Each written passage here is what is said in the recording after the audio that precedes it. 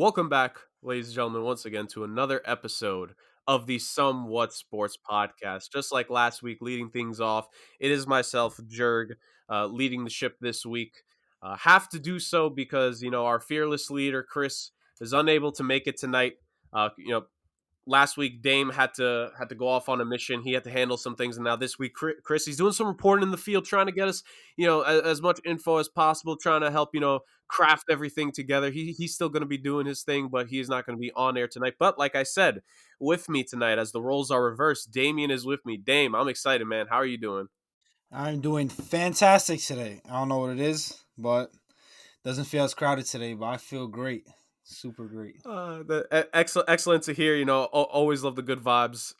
Whether it's two of us, three of us, eventually, we'll four episodes with 4 or 5 people. Like you never know what could happen week by week for us. So I'm always excited for that. So, ladies and gentlemen, not to waste any more time, this week we are very excited. Of course, last week, myself and Chris, we took the roles of LeBron James and Kevin Durant, and we drafted our own All Star rosters. Of course, this was I believe it was a day or maybe a few hours. I think a day before the news that Kevin Durant would not be participating. So I guess Chris technically lost his biggest weapon there.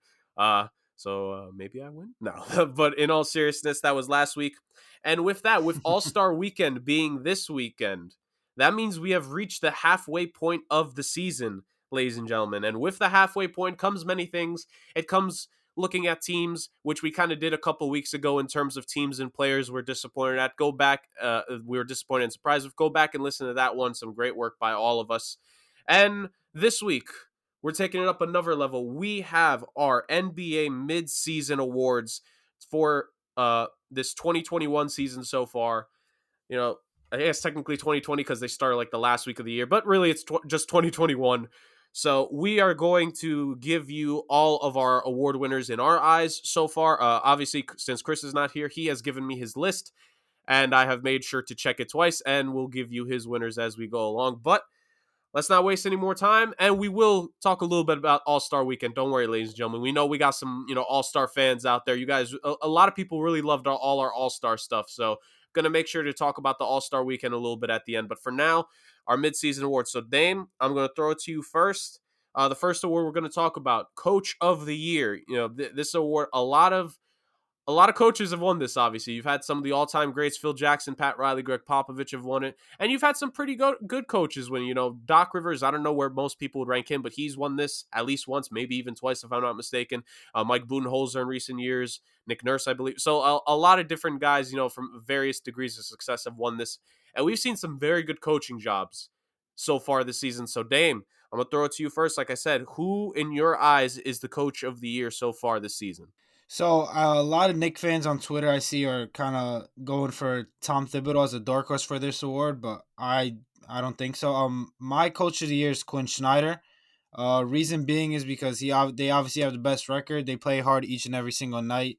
They had an incredible stretch a few games ago where they won like 19 out of 20 games or something like that, which is extremely hard to do for any teams. And at the end of the day, no one expected them to do this, which is a big part for me in a lot of awards, and especially Coach of the Year. I think a lot of time Coach of the Year isn't really like who the best coach is, because obviously Greg Popovich would have a lot more, or like Brad Stevens or Eric Spoelstra. Right. But no, none of us had the Jazz as the number one seed with the best record. I know not a lot of analysts didn't have him as the best record in the league, so that's a big part of it. Why I have him as the coach of the year is because no one expected it, and they do have the best record. Just to mention, like you mentioned, Doc Rivers, he was my runner up because I think he has taken Philly to the next level. They do have the number one seed in the East. I think it would be like the 4 seed or 5 seed in the West, but it doesn't matter. They are in the East. You could see that coaching really was the difference there, because they basically have the same roster, added a few shooters, but they've really taken their games to the next level, especially with Embiid, and that's the biggest part of it. So I would have Doc as my runner up, with Quinn Snyder as my winner. Right, right. So yeah, like you said, Doc, he's done an amazing job. He's one of my top three guys for this season. I think a lot of people, and myself included, were very critical of what he could have done with the LA Clippers, especially in their playoff series against against the Denver Nuggets in the bubble last year. But at the same time, like even in some of his playoff blunders and some of the series that have gone wrong, you still cannot take away from the fact he's an incredible coach, and he is really the coach that Philly has needed. We discussed this, I believe, 2-3 weeks ago. Like Doc has turned that team into a team where a couple of the games this season that they've been in, like the Utah game that just happened recently, or an Indiana Pacers game about a week ago or so, where they won without Joel Embiid. The Sixers would have lost those kinds of games in previous years because they didn't have the right leader there. And I think Doc has made a massive difference. He's definitely in my top three. And I think ultimately Quinn Snyder, I think there's a good chance if the Jazz keep this up, even if they don't finish as the first seed, I think he probably could win the Coach of the Year award. You know, he's done such an amazing job with that roster. You know, Rudy Gobert, he's has been incredible this year. Donovan Mitchell, you know, he's made sure those guys, you know, he didn't divulge because a coach can play a reason into why a team could break up in certain scenarios. Quinn Snyder wasn't buying into what the media was trying to sell with the whole Mitchell and Gobert quote unquote rift. He knows how important both those guys are to the team in their ways, and he's made sure to plan around those two night in and night out and have other guys step up as well.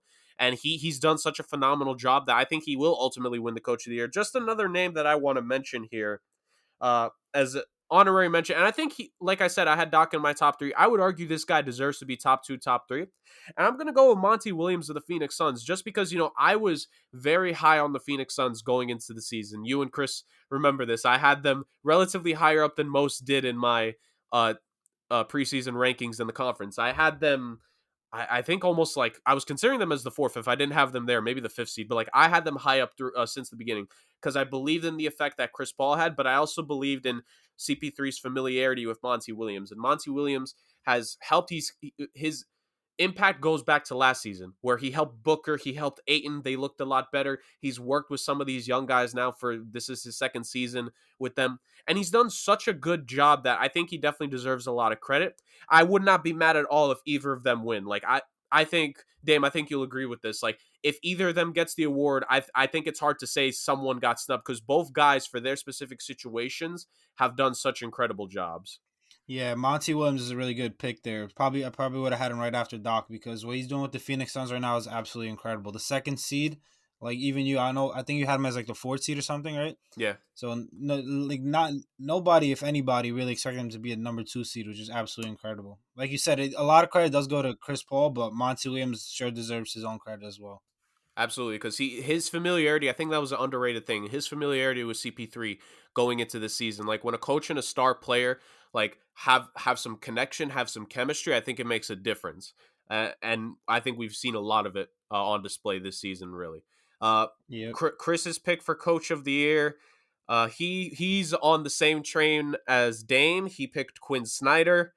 I'm certain probably Damn. for I'm certain probably for similar reasons that Dame had. Helping that Utah Jazz team really get them to the first seed. Like you said, Dame, like they 19 of 20, 19 wins out of 20 games at one point. Like this team was outstanding. Uh, and Chris is on the same wavelength as you. As not sure how that makes you feel. I don't know if you want to change that pick, but that's who Chris is going with. It's Uh, whatever. Probably stole my list beforehand. That's probably how. But whatever. Maybe that's why he's not here tonight. He had to try to get away after a sleuth operation. Exactly. You never know. You never know. So, moving on. So next up, we have the Most Improved Player of the Year award. Now, this is an award, Dame. I'm sure you're on Twitter a good bit, and if not Twitter, on IG. You know, all three of us are, and we see daily. People argue about various things on the NBA, and the Most Improved Player of the Year award is one of them because there's to an extent, there's a set criteria with this award. I say to an extent because this is my idea with this award that a player who's been in the league now for anywhere from like 3 to like 5 or 6 years, give or take, like when they have that first massive breakout season, that's who tends to get this award. When you look at guys in the past, now of course certain guys have gotten this award and it was deserved. Jimmy Butler, Paul George, Giannis, like there are guys that obviously they made such leaps they got the award. But then like to other winners, like they have that first kind of, if not star making performance, just a performance where they really improve, like a Pascal Siakam, for example. Like this is going way back, but Monte Ellis, Danny Granger, like this is an award that goes to guys that are having breakout years. And there's a certain player, Dame. who's had a breakout year this year, and it's been Jeremy Grant of the Detroit Pistons. I know he's a popular pick. Yep. He's probably going to be your pick as well. So I won't go too in depth to it to allow you to also like give your take as well. But I just think overall it makes sense with Grant. Like I think he's one of those guys that me and Chris talked about. Like in a year where you never know if he's going to repeat this kind of performance, he probably could have been an all-star because of how good he's been. He's really been the guy on Detroit. You know, these are his jumps from last season, from 12 points per game to 23.4, from 3.5 rebounds per game to 5.3, and then from 1.2 assists to like 2.9, just about 3 assists a game. Like this guy has moved up to 23, 5, and 3 essentially as his numbers. He's done very good. You know, Detroit's just not a good team, but record, this is one of the awards that record is not the key indicator when you're awarding it. It's just the individual player performance. And I think we can all agree that this season, Jeremy Grant has just been like, he's shown us levels that even exceeded what some of us thought. Because before this, I really thought he was just going to be like, 17 points, maybe, funny enough, a few more rebounds in my mind, but at least like 17 points, help play some good defense. Maybe Detroit could have contended a little bit better early on, but they're obviously not contenders, but he's been great. So that's my take on it. I think Jeremy Grant is by far, in a lot of people's eyes, the winner of this award. Yeah, Jeremy Grant by far is definitely a favorite for this award for honestly everybody. If you don't see it, then I don't know what to tell you. But like you said, he made the jump from 12 points to 23.4. Going to, when it was an off season, his biggest thing was that he wanted a bigger role because I know the Pistons offered him that big contract that a lot of people were like, "What are they doing? Like that's a bad contract." Even myself. And then the Nuggets, I'm pretty sure had the chance to match, but Jeremy Grant asked him not to because he wanted to play at with a team that gave him a bigger role. Yeah. Obviously, on the Nuggets, he wouldn't have that role because he'd be playing behind guys like Jokic and Murray, so he wouldn't really have that role in the offense. But on the Pistons, clearly, like he wanted a bigger role, and he's absolutely thriving in it. 23.4 points a game, which is absolutely great. The rebounds, the assists, everything's up. Obviously, the record isn't good, but like you said, most improved player isn't really a award that record really matters. So that isn't going to hurt his cause, but everything else is absolutely why he's going to be most improved player of the year. Um, just a quick mention, just for my Knicks, Yep. I'd have my runner up as Julius Randle.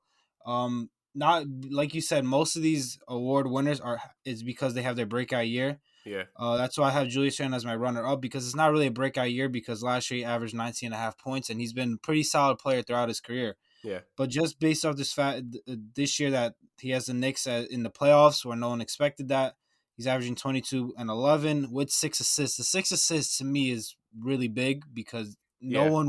one at all expected him to be a playmaker like that. He's shooting better from the field at 48%. He's shooting 41% from three, which is an absolute jump from 27%.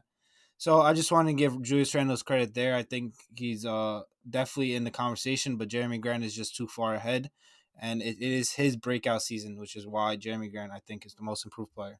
Yeah, and to your point, funny enough, once again, I think I don't think it actually happened, but you're slowly being proven right here. Chris has Jeremy Grant as his first, and then he mentioned Julius Randle in the This is text he sent to me. ridiculous.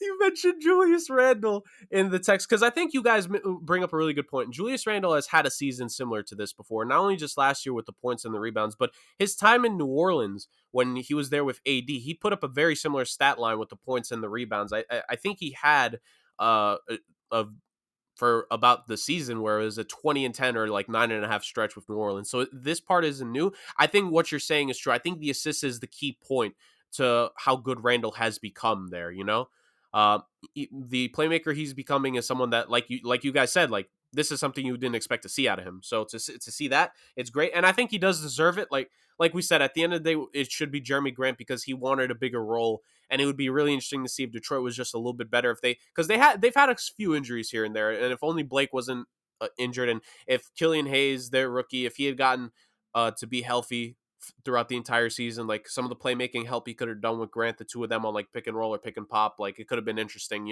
So maybe Grant's numbers could be even a little bit better, maybe even more efficient than what they are, just various things. So I think we can all agree, like at the end of the day, Jeremy Grant. I'll throw in really fast Christian Wood. He's been injured. He's missed a majority of his games, but from 13-6 last season to 22-10. Obviously a massive jump and Yeah, definitely deserves some praise because this is the first time in a full legitimate season he's getting this kind of playing time. But he's missed a majority of Houston's games. He's only playing like 17. So that's the thing there. Christian Wood, great stats, but he just missing all the games that he has. He's only played in 17. It does him no favors in the voters' eyes. I think he should still get votes, but at the end of the day, that's how it goes. And like we said, like Dame reacted to, um, Chris so far a very strikingly similar list that Chris and Dame have so far. Adding more fuel to Dame's conspiracy that Chris may have broken in and taken his list. So we'll see if that continues on this next one. It might. Moving on, the Sixth Man of the Year award. Obviously, the award speaks for itself. Awarded to the best six man off the bench. What defines a six man? I mean, technically the first dude off the bench, but really just the best bench player that's contributing a lot to his team. We've seen over the last decade quite a number of guys had this early on in the 2010s. Jamal Crawford won it a couple of times. James Harden won it when he was in OKC. Lou Williams then went on in like the middle of the decade to now. It's essentially been his award because he's won it like, three times if I'm not mistaken. So this award obviously goes to predominantly scorers. And we have a couple guys who've done some good scoring. So, Dame, I'm going to throw it to you at this point. Who would be your Sixth Man of the Year winner? I have a clear cut favorite for this as well. I don't even have a runner up. I think it's Jordan Clarkson. Um, this is kind of like the most improved where record doesn't really matter, but I'm just gonna take record into account as well because he's playing on the best team in the league. He's averaging 18 points a Right. game. That's off the bench. That's great. He's really having kind of his breakout year, to be honest. He's not a starter. He's not one of these star players that's going to be an all star game, but come off the bench this year, he's been excellent to be for that team. He's really giving them a boost off the bench when Donovan Mitchell goes to the bench, when Bogdanovic goes to the bench, Conley goes to the bench. Clarkson comes in and just gives them straight buckets, which is what they need. So that's just clear cut favorite. I have Jordan Clarkson. Right. And I agree with you. And It's Chris does as crazy. well. And I think, I mean, I don't think you'll disagree with Chris on this one. I think you would have probably harped on him more if he would have picked someone else. But I also have Jordan Clarkson. Like you said, the job he's done for Utah this year, playing even better than what he did last year. Like you said, like really, this is his real breakout campaign because for Jordan Clarkson, this is a guy who, he's been on a couple teams and he's put up, scoring before. We know he's a scorer, but to this level where it's mattered for a team, we've never got to see that aside from maybe some of the playoff run when he was in Cleveland when he got traded. But even in the end, everyone knows the credit's going to go to LeBron for carrying that 2018 Cavs team to the finals, even if Clarkson played relatively well. Yeah. So, this is his breakout. Like you said, 18 points, getting about 4 rebounds, a couple of assists. Like, he's a scorer. He's a scorer off the bench. Assists are not his thing, You can't get on a guy for not a lot of assists when, like, guys who have won this award in the past, like, assists is just not their thing, So, at the end of the day, definitely have to give all the credit in the world to Jordan Clarkson. I'm just going to name a couple of guys who, you'll see on the ballot come the end of the season. Like you said, Dame, I'm fully with you. I'm sure Chris would be in agreement as well. Like, it's a no-brainer that it's going to be Jordan Clarkson's award. But just another couple names. Terrence Ross is having a relatively solid season in Orlando with 15.5 points per game for them. If Orlando decides to kind of blow things up, maybe he could be a guy that gets traded to a contender. That personally I would love to see because, Terrence Ross, I think he's refined a role for himself in the league as a scorer. There's also Shake Milton on the Philadelphia 76ers. Kind of transition. He was a starter for a lot of last season, now coming off the bench. I think that's better for him, getting some run with the second unit. Some assists, but predominantly his scoring.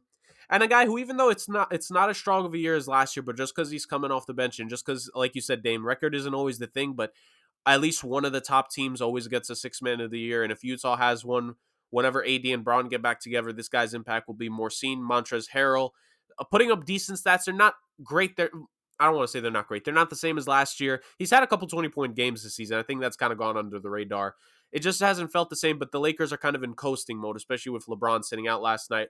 So Trez, I would not. We shouldn't be surprised if we see him at the end of the year in like the top 6 or 7 in voting, just because also he's won the award before. He has a name, and that tends to, media guys tend to vote for that. So his name will definitely be on the ballot come the end of the year. So uh, we that's 3 awards down, 3 more to go. So far, I'm really interested to see this. So far, Chris and Dame are sweeping each other's awards. They all got the same people. So No, let's not say we so. will You're see just it. copying me. That's what it is. We will see this continue on in Rookie of the Year potentially. So Rookie of the Year, this is, as we've alluded to before, this is the award where record does not matter. Record just Yeah, does not matter. yeah. We've seen various players win this award. Yeah, as Dame is pointing out, we've seen players win this award. And even in some cases, games played doesn't matter. Joel Embiid, almost top 3 rookie of the year voting his rookie year when he only played like 35 games, was it, or something around like that. So this is an award where it's all about the stats, it's all about the impact, it's all about various things like that. uh and if you ask me, Dame, I think we could say this together, and I think I'm going to test it. We'll say it on 3 who our rookie of the year winner is. 1, 2, 3. LaMelo Ball. LaMelo Ball. Yep. So I it's obvious. It's very obvious. LaMelo has been great this season. I'm gonna spend more time, Dame. I'm gonna let you handle what LaMelo has done. I'm just gonna give a couple of guys some due credit because there have been a couple good rookies this season so far. James Wiseman has put up a pretty good season in a year where a lot of people were concerned how he was going to transition over to Golden State. I think he's done a well enough job. He's missed a couple games here and there, but I think he's finding his niche. He's finding his role. And on a team where right now it's Steph Curry, they're not even at full power because Klay Thompson isn't there. He's just learning what his role will have to be when Klay eventually comes back for next season, and right now playing with Steph. And you got to give the kid credit. Like, just under 12 points right now, a little over 5.5 rebounds, a little over a block a game. That's not bad. He could be doing a lot worse for it. So at the end of the day, James Wiseman deserves a lot of credit. He's played pretty well in Golden State. I don't think anyone can be mad with that selection because center has been a need for them, and I think he's great. Tyrese Halliburton. Myself, Dave, and Chris have talked about this guy, once or twice. Tyrese Halliburton's a very good player. He's kind of shocked some people of how good he's been right off the bat. I always kind of figured he would be one of those guys, like he would be one of the very solid players out of this draft class, but he may even exceed those expectations right now. 13 points, a little over 3.5 rebounds, just under 5.5 assists a game, and 1.4 steals. He's just an all-around stat sheet stuffer right now, and it's not overly impressive, the stats, but they're very good for a rookie. They're very good for a guy. Dame, I think you'll agree with this. He seems very poised, unlike a lot of guys that come out, and I think part of that was the second year in college. I think that really did a lot of favors for him coming out. After 2 years, it helped him be more ready, which I think we can see in full effect here. And last couple of guys I'm going to name, I'm going to give some Knicks love to you guys, Dame. You guys found a gem in Emmanuel quickly. A lot of people graded that pick heavily, negatively in terms of when D he was plus. drafted. I remember I that. never understood why. Yep, a lot of people said it was a bad grade. I never understood it. I actually kind of liked Emmanuel quickly coming out. Like, I don't think he's a bad guy. I think we'll talk about it another day. I actually have a very interesting NBA comparison to him in terms of what I think his role could become for a team like the Knicks. But Emmanuel quickly's had a very good rookie season. I I haven't checked, but I'm sure he's like top 5 in scoring, if I'm not mistaken, for the rookies. He's been a spark plug for this team, which, like Dame alluded to earlier, like in a season where no one expected them to compete, where they're well within the playoff hunt at this moment, deserves a lot of credit. Like, you can't ask more for the kid. So there's that. And Patrick Williams, the 4th overall pick, who a lot of people were confused when he got drafted. He's having a solid season in Chicago. 10 points, a little under 5 rebounds, playing some really solid defense. He's going to become a very good defensive player in this league. And Chicago, I kind of equate him to, he's essentially going to be Chicago's Jonathan Isaac. And he's actually showing us a little bit more early than what Jonathan Isaac did his rookie year. So Chicago, I think a lot of people were confused, myself especially, because I didn't have him, as a top 5 pick per se. But I think Chicago may have found like a very good guy once they get that team like really, really together. So those are the other guys. So Dame, I'm gonna throw it to you. Tell everyone why LaMelo Ball's been so great this season. Well, let's get started by saying that LaMelo Ball had a really bad start to the year. He was coming off the bench. Even when he came in, he was turning the ball over a lot. He wasn't shooting well from downtown. And then once he got that starting nod, everything changed. He's, as a starter, I'm pretty sure he's averaging over 20 points a game, 6 rebounds, 6 assists. He's doing it all. He's shooting it from deep. That was a big concern for a lot of people, is his 3-point shooting come into the league, because in Australia he didn't really shoot well from there, and his shot kind of looks funky. But in the NBA, it's Right. transitioned well since he's been a starter. He's been shooting really well from there. He's getting his teammates involved. He's playing. He's doing whatever on defense, but that doesn't really matter. You could grow from that. But like I said, he's getting his teammates involved. He's a really, really good rebounder. Like that's something that's really impressed me is that he's really one of the best rebounders on his team, if not of all the rookies. And of course, he's just scoring the basketball. He's doing what he needs to score. He's shooting the ball. He's driving. He's penetrating. He's dishing. He's doing it all for that team, and they really got a gem in this one, to be honest. So LaMelo Ball is my rookie of the year. Quick runner up is Tyrese Halliburton. Big reason why is because I wanted him to be drafted by the Knicks in the Opie Toppin pick. Like that's what I was hoping for. Right. But at the end of the day, it is what it is. The Kings drafted him to have a third guard for whatever reason, so they're just the Kings. It is what it is. But at the end of the day, I think about it like the Knicks probably wouldn't have Emmanuel quickly if they drafted Tyrese Halliburton. So it is what it is. But yeah, Tyrese Halliburton has really been good for the Kings as their third guard, which is hard to do because you, as a point guard, you kind of need the ball to make things happen. And when you're playing with behind a guy like Fox and next to Buddy Hield, it's kind of hard to do. So props to him for putting up the numbers he's putting up. Yeah, absolutely. Like you said, Tyrese Halliburton, he's doing such a great job. And funny enough, when you mentioned like the Kings getting a third guard, like I think a lot of people were confused. But we'll say this: unlike previous draft decisions where they went with a redundant player at a position, they actually drafted one that they've given playing time to. So I guess progress, Kings fan, progress to the one Kings fan that's probably listening to us on a consistent basis. So there's that. And like you said, Dame LaMelo has just been different this year. Even with the fact that he started off the year off the bench, we knew he was going to be a spark plug eventually for this New Orleans team and really kind of grow into the leader. And I think Gordon Hayward's been a big help with him. Like Melo hasn't had to come in and be that scorer. He can focus on the rebounding and the assist making and the defense. I think he's a very underrated defender. Like I think one thing he probably picked up, because when you have an older brother in the league, you can learn so much. I think one thing he picked up from Lonzo is how important playing solid defense is early on, and he's doing that. He's averaging over a steal and a half a game. So yeah, like I said, the streak continues. 4 awards out of the 6, ladies and gentlemen. Chris and Dame are on the same page. So we will You better see if have this different continues defensive to the player of the year final because I 2. think we have the same MVP. Right. So we will see now with this next award, ladies and gentlemen, the Defensive Player of the Year award. Obviously, it's in the title. Defensive player, a number of different ways to look at this award. It doesn't always go to the main shot blocker or guy leading the league in steals. There's other ways to look at defense. There's other new stats within the last decade that have been like really brought to the forefront, partially with analytics and other various things. But just generally, who is the best defensive player for a specific season? Who is a guy that when you put him on the other team's best score, potentially he can lock them down? Or the best interior defender, like we've seen with guys like a Rudy Gobert, or a team defender like a Draymond Green, who's won this award. So with all that in mind, it could go to anybody. Dame, who do you have as your 2021 Defensive Player of the Year? I'm scared to say it just in case Chris does the same one, but I'm extremely hard on this guy. I was extremely hard on him in preseason. I'm always hard on him because I don't think he wants to get better as a basketball player, but I do have Ben Simmons from the I think I know. Philadelphia 76ers. Does Chris have the same one? 5 of 6. That's ridiculous. All right, whatever. Here's my reasoning for Ben Simmons is straight up. He's just been the best defender in the league this season. I'm not even looking at numbers, steals, blocks, none of that garbage.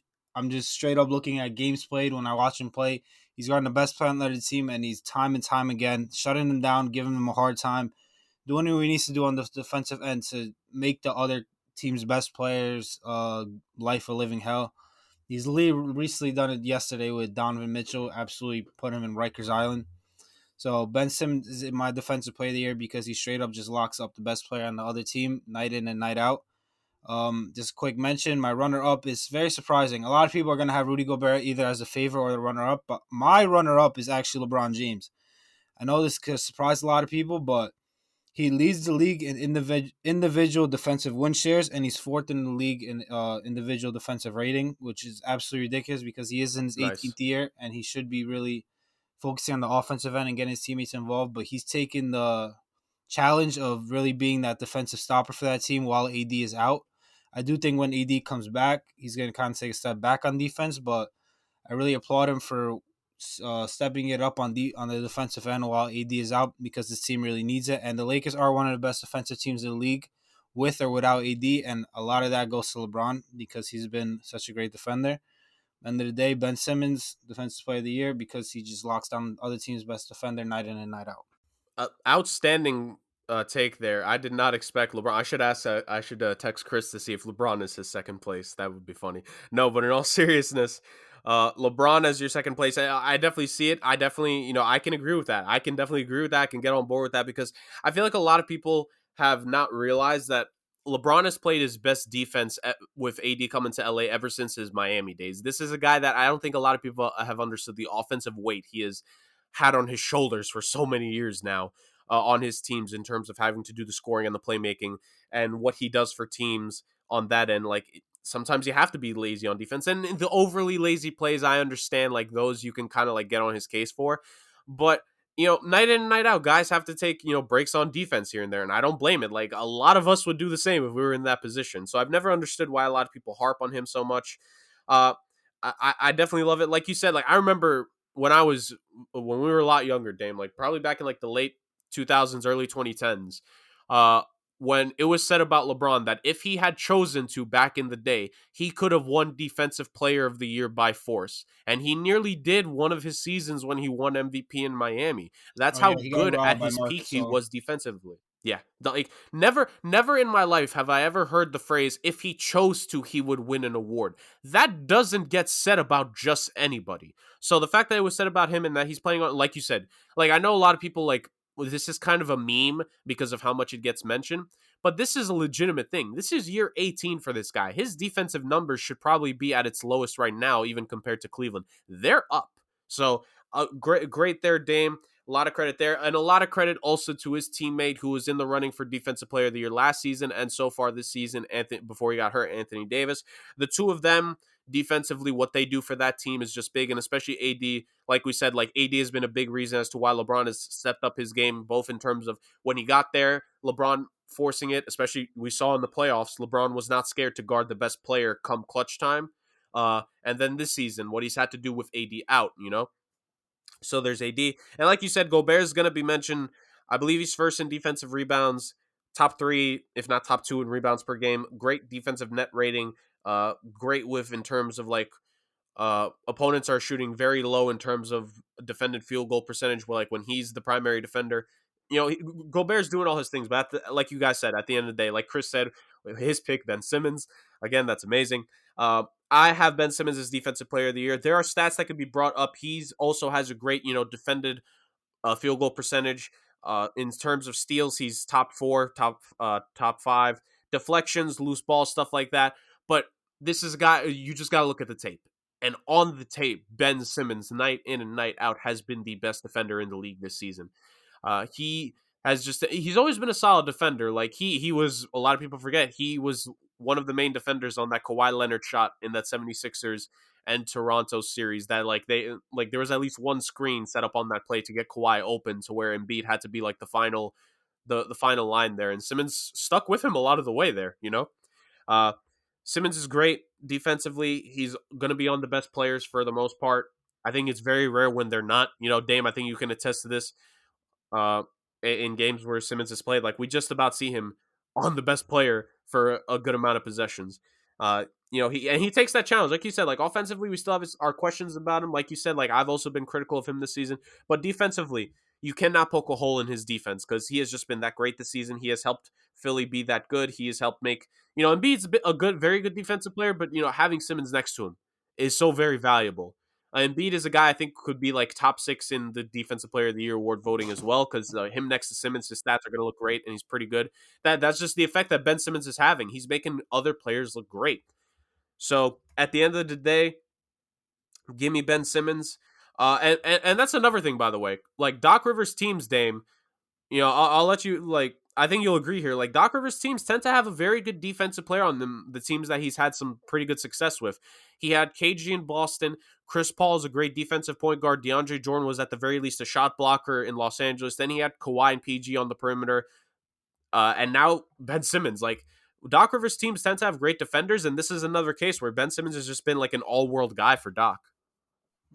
Yeah, like you said, Ben Simmons is really taking his games to the next level on the defensive end, and a lot of that credit goes to Doc Rivers because, like you said, he's also always had that those great defensive players. But end of the day, you got to coach him up as well to really play defense. So he's kind of like Tom Thibodeau in that kind of way, in my opinion, where he just gets the best defensive efforts out of his players. Yeah, absolutely.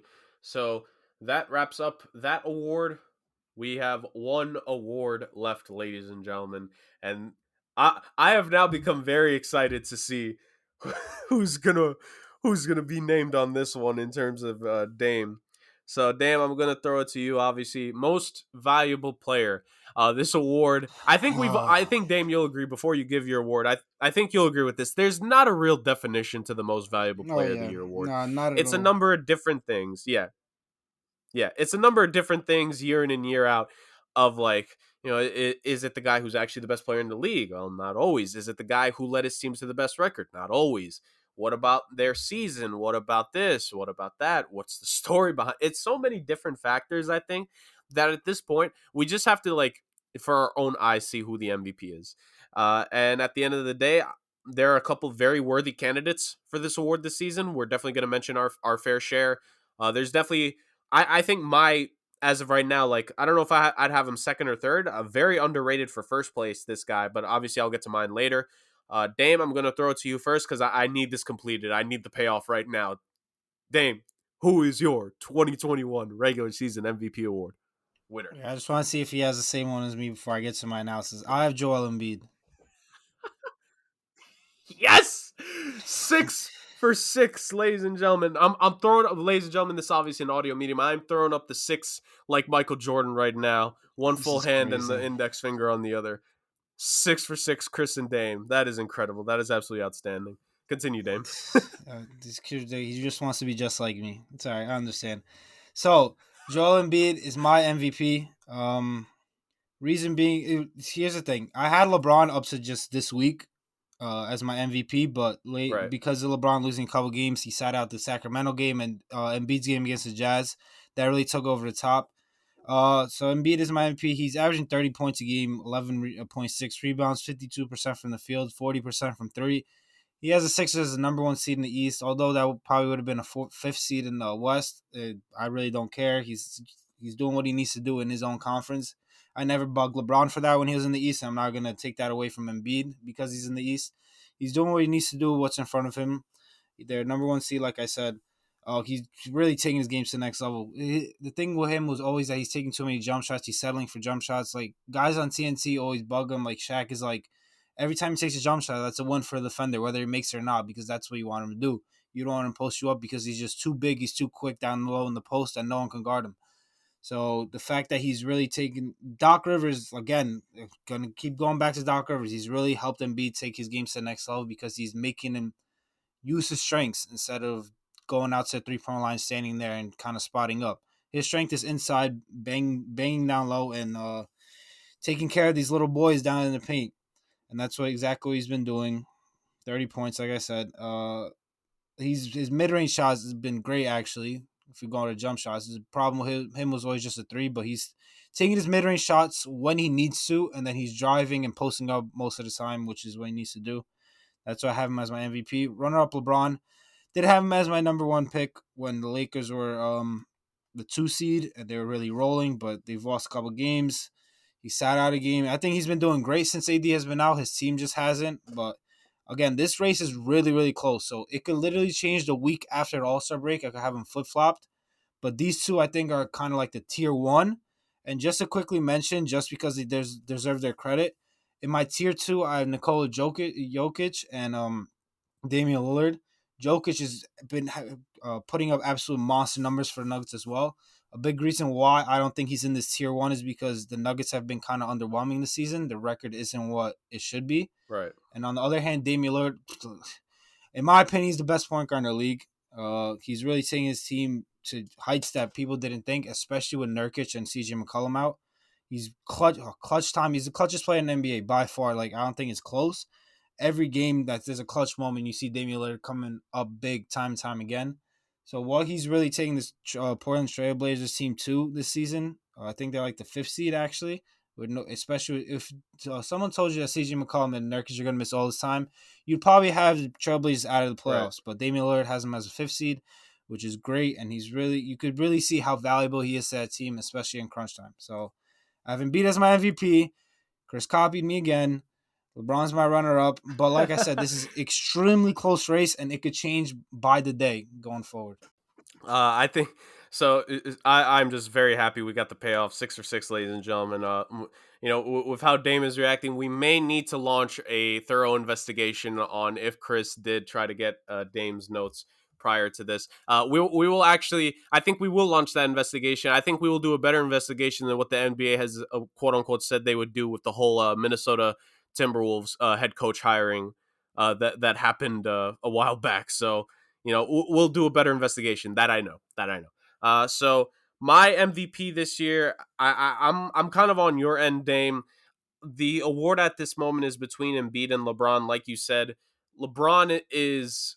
I know for a lot of people are kind of memeing the fact that again it's year 18 and da da da. But here's why I think it's very different from LeBron. Dame, I'm sure you saw earlier this week a former center retired. Joakim Noah retired, right? Yeah. Yeah. You know what learned when I saw that news? Joakim Noah is the same age as LeBron. That's crazy.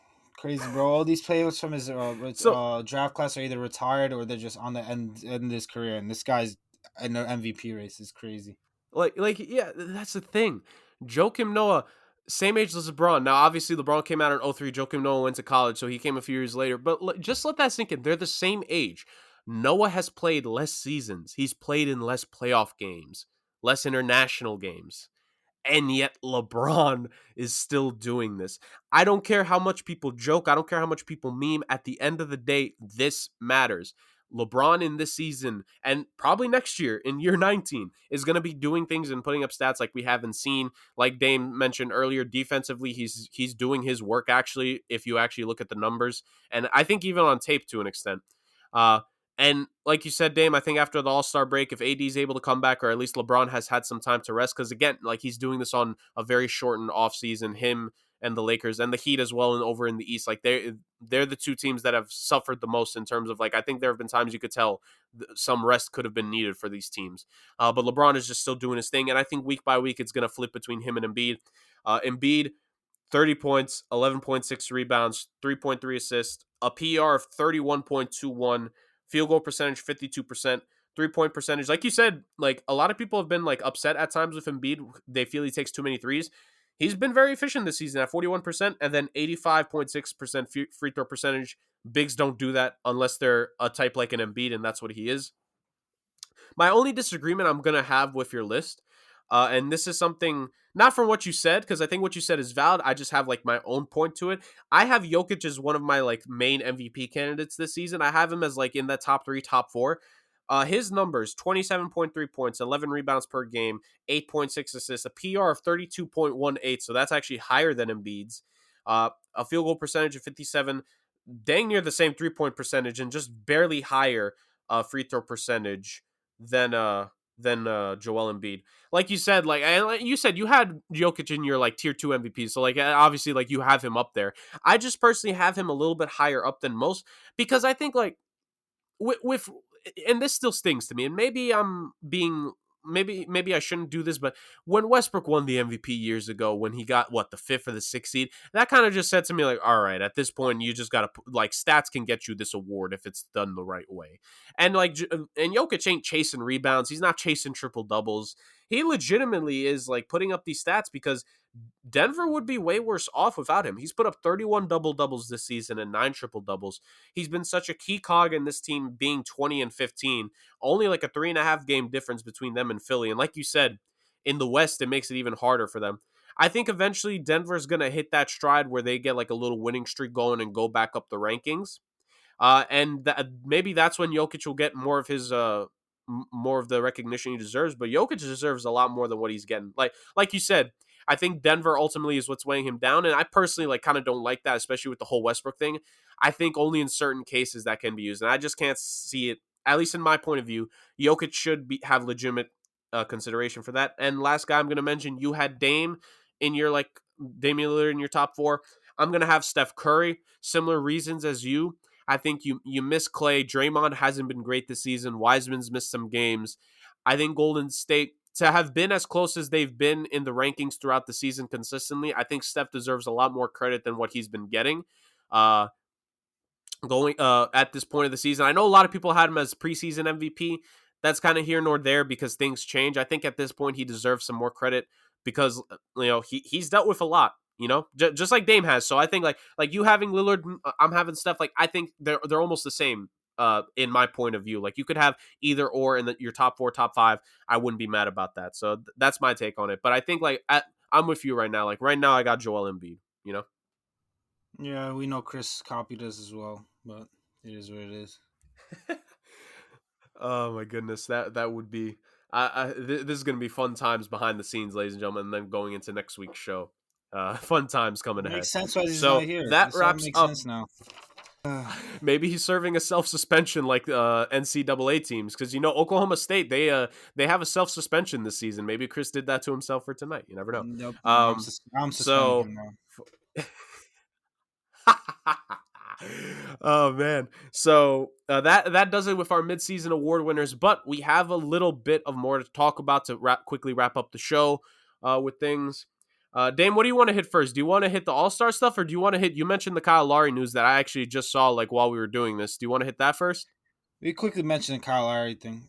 So Kyle Lowry was reported that he sold his $5.1 million house in Toronto. So that's something to keep an eye on with the trade deadline at the end of the month. I'm just hoping he doesn't go to the Clippers because I don't want the Clippers to be good. And I think if Kyle Lowry goes there, they become the championship favorite. But there's a lot of teams that are interested in him. You have the Clippers, you have the Heat, you have the Philadelphia 76ers.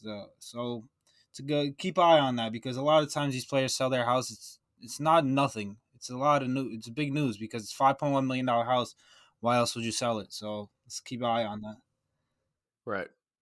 Yeah, for sure. Like I think there are times like I always find it funny when guys sell their houses and people start. I think there are times where people read a little bit too much into it, like because some of these guys just have so much money, like they'll sell a house and then just to buy another one like relatively close in the area for like it had more or whatever. But I think with Laurie, it's pretty significant because like you said, uh, it, he has been rumored that his name has been there legitimately this season from what we can tell.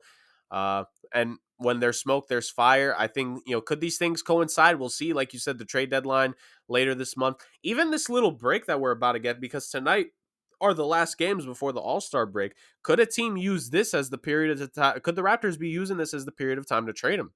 Like you never know. Like things can happen. We could be surprised. So if that's the case, then this whole house on the market thing would mean something compared to most times. So there's that. Obviously, we spoke 2 weeks ago, I believe, if I'm not mistaken, about some guys that we believe could get traded at the deadline or near the deadline. If you want to look at all the other names that we said back then, you could check out that video from a couple weeks back. But Lowry definitely gets a mention because this is a guy, one of the best Raptors players ever. Was there for the franchise's championship, was part of the reason why they were better than most expected last season. And I think, if the Raptors do trade him, heck of a run he had, an outstanding run. Obviously he'll get his Raptors jersey retired when he retires himself, all those things. So props to Kyle Lowry. If he goes to a new team, I'm on your side, Dame. I don't want him to go to the Clippers. I don't want him Yeah. to go to the Clippers. Yep. So Take him to another level. I'm good with that. to kind of end things off. Yeah. We don't want that. Send him to a middle of the tier team. I wouldn't be mad if he went to Miami. I would not be mad at all. Or maybe Philadelphia makes the move. You never know. So there's that. But moving on to the main thing that not main thing, the thing we're going to end off the show with, the NBA All-Star Weekend. So obviously things are very much different with how they are doing tonight. Rather than a 2-day event, I believe all this is just going to happen in one day. Obviously, there will be no Rising Stars challenge. They did name the players earlier today, actually, just to give them their props for technically being like considered for the team, I guess. I don't think that really matters per se, but for players that were named on the list, good for them, obviously. There's that.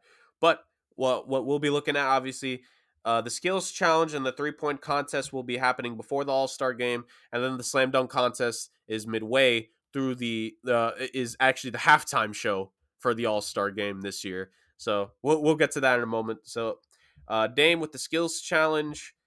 From what I'm seeing, we have Robert Covington, Luka Doncic, CP3, Julius Randle, Domantas Sabonis, and Nikola Vucevic. Pretty good mix. Obviously, they've been having the bigs get in there. What do you think of that field? Nice field for what it is, right? Yeah, it's an interesting field, especially Robert Covington. But there's a good amount of bigs, so that's kind of cool. But it's an interesting group. Yeah, yeah. Absolutely. They've done kind of like the bigs and guards thing the last couple of years. I've personally been a big fan of it. Porzingis, when he was still on the Knicks, I believe he won it, if I'm not mistaken. If I am, or maybe he came at least second place when he was on the Knicks in one of these skills challenges, but he came close. If not, he did win a skills challenge. So you always love seeing the big fellas in this. Hey, there's a Nick in this one, Julius Randle. Maybe he shocks us. But obviously the early favorites would probably be Luka and CP3. The 3-point contest. This is the list that I'm looking at as of now. I believe Damian Lillard dropped out because he was originally going to be in the 3-point Yeah, he contest. dropped out for rest. So yeah, yeah. So the names that I have in front of me, if there was a name added, or if this is not, I apologize. This is just the name that I have list I have in front of me. It is Devin Booker, Jalen Brown, Steph Curry, Zach LaVine, Donovan Mitchell, and Jason Tatum. Yep, Those that's are what the I have guys I as have well. there. I think yeah, so the 3-point contest has really become like arguably the most exciting thing about All-Star Weekend the past couple of years. And look, this field, we have Steph, Levine, and Booker who are leading two teams that a lot of people kind of exceeding expectations of. You got Brown and Tatum on the Celtics, who maybe this All-Star Weekend could be a time for them to take a break mentally and get on with the season. And then Donovan Mitchell, who's the best guy on the best team right now. Like, can't argue that. I think it's pretty well.